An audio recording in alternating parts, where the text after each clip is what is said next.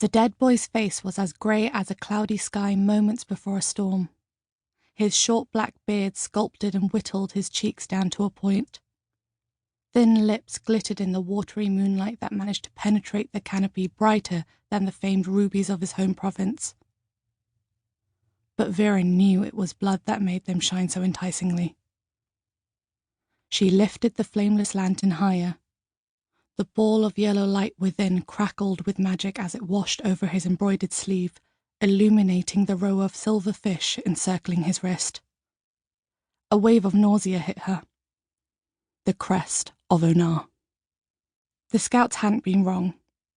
This was her betrothed, Lord Harish, son of the Viceroy of Onar, now dead in the city of Dwar.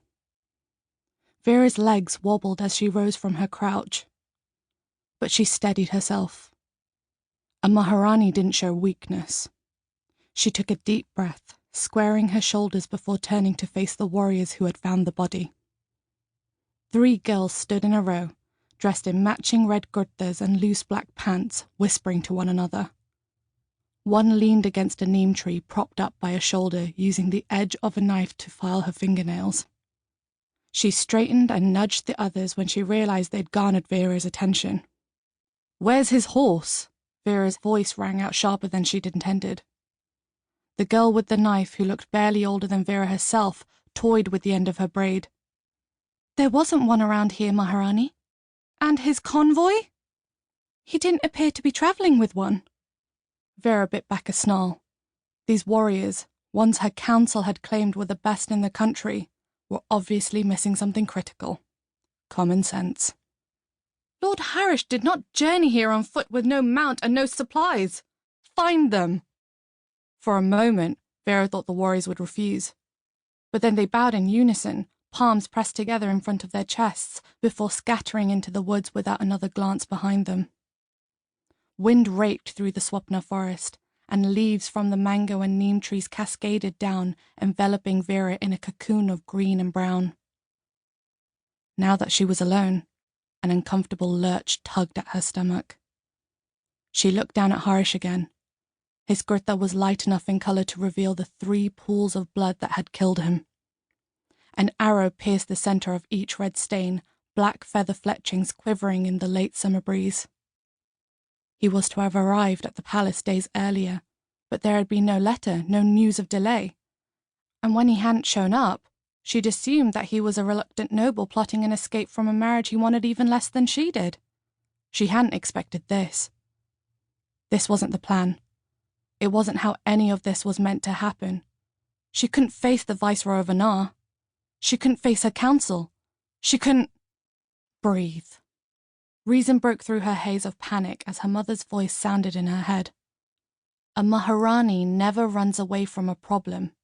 She faces it head on. She could picture her mother's severe face as if she was standing right there hissing the same lessons in Vira's ear 1,000 times, not expecting Vira to retain any of them. Face it head on. Find out who killed Harish, quickly. Guards had already been dispatched through the forest and the surrounding neighborhoods of Dwar, searching for witnesses, for any clues that might lead them to a suspect. But it had been more than an hour since the scouts had reported the body. If the guards hadn't yet found the killer, Vira had a sinking feeling that they never would. Find a way to appease the Viceroy. It would be only a matter of days before he learned of his son's fate, a precious few days in which Vira had to strike a new deal with him or find some other way to protect the country from Lyria, the northwestern neighbor.